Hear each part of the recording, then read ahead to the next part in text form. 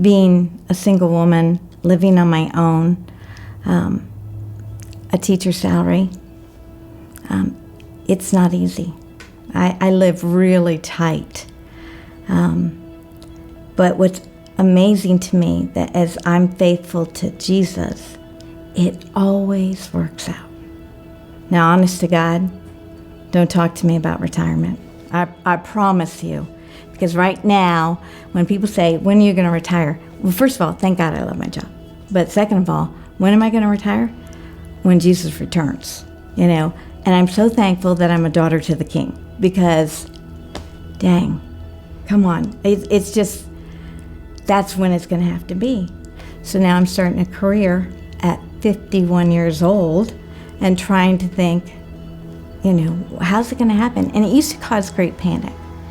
But he has been faithful, he's been faithful, he's been faithful. I was soul carrying a business owner in town, and he just said, Jason, you don't know what it's like to struggle financially. I was like, yes, I do. I do know what it's like to struggle financially, but I don't know what it's like to go out and buy a brand new pickup truck, boat, and a lake house, because I'm not willing to do that. And so, because I'm not willing to do that, I'm not stressed to the max about that right now. You're right. It's all a choice, and I feel like we choose to live differently so we can give differently, like we're called to give. Yeah, and there are times where I do get ticked off. I still get ticked off. I'm like, I don't want to do this. Like, I don't want to do this month. Like, I want to go do this, and this. And I do see other people doing things at times, and I have to get myself in check, because, you know, we're driving a 2007 Suburban with 195,000 miles, but you know what? We have a car that runs, and it keeps all of our kids safe, and we're able to go, and that's a blessing. And see, that's not necessarily a blessing you think about, but we do have a vehicle that when you put the key in the ignition and turn over, it cranks up.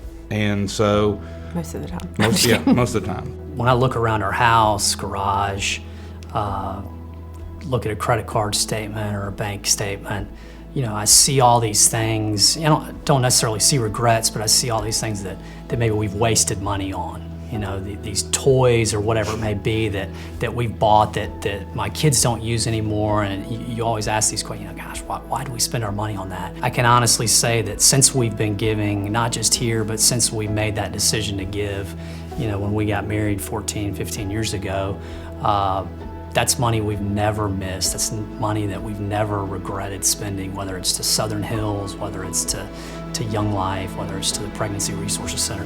That's never money that we've regretted spending.